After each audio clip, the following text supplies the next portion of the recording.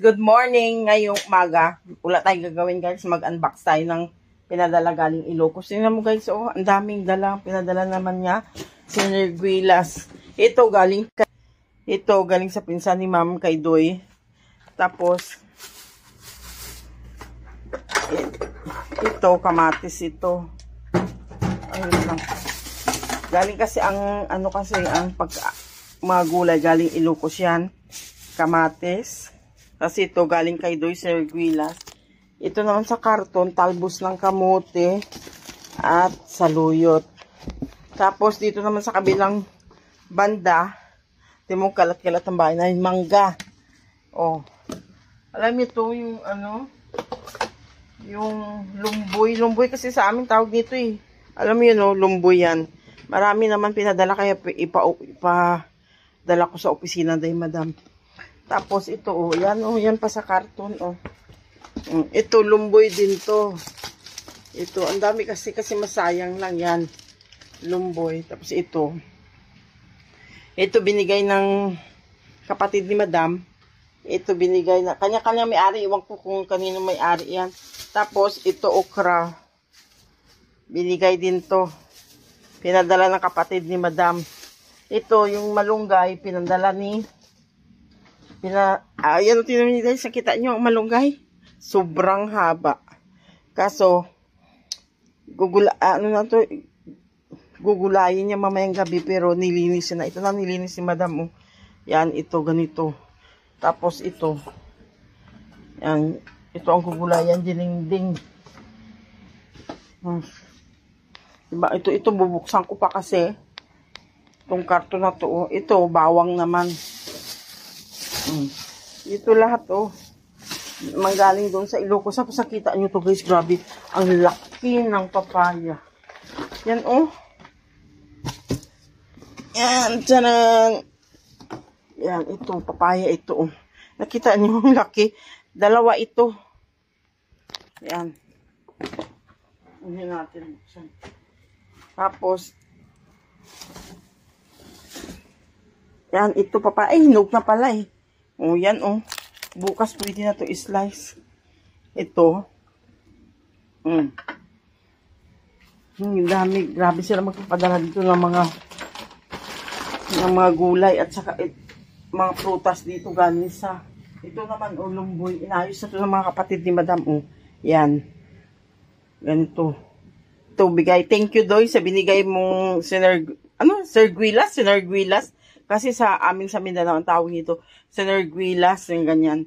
Tapos ito, kamatis naman. Ito naman, buksan natin kung ano to. Baka Sinerguilas na naman to. Ah, hindi. Yan naman yung mangga nila, guys. Oh, lalaki. Yan, yung isang araw. Last week, nagpadala din sila isang sako. Ang dami. Ang dami rin binabaon ni Erika sa clinic niya. Ang dami na ito. Tingnan natin, bubuksan natin itong karton kung ano naman ito.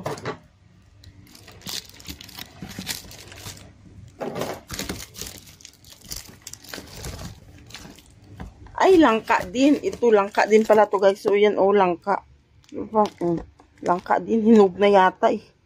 Oh. Kasi no, mangga, ang daming mangga, ang lalaki. Tingnan mo yung mangga, oh.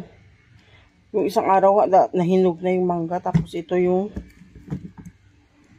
Indian Mango. Hindi din kasi ako mahilig kumain ng mangga, eh. Yung si Erika, mahilig. Tapos si Ma'am. Yan, ang dami. Buti na lang, ganito na lang pinadala, kaunti na lang. Nung isang araw, ang dami. Tapos nakita nyo talaga, nakakatuwa talaga itong ang papaya, ang laki. Susus ko 5 kilo yata ito. Hi guys, nandito tayo sa kapinyahan na naman. Mag-harvest tayo ng pinya. Yan o. Yan o sila ang mag-harvest ng pinya. Mag-harvest tayo dito sa kagitnaan ng pinya. Yan. Ito ang aming mga tanim guys. Joke lang, hindi ito sa aming tanim. Tanim nila ni Kuya. O. Yan o, mag-harvest si Kuya ng pinya. Ay! Grabe, ang daming langgam o. Kuya, ito, hinog na to. Oh. Ito. So guys, so punutin natin, hinog na daw. Mag-harvest tayo. Hala! Ang daming ano oh!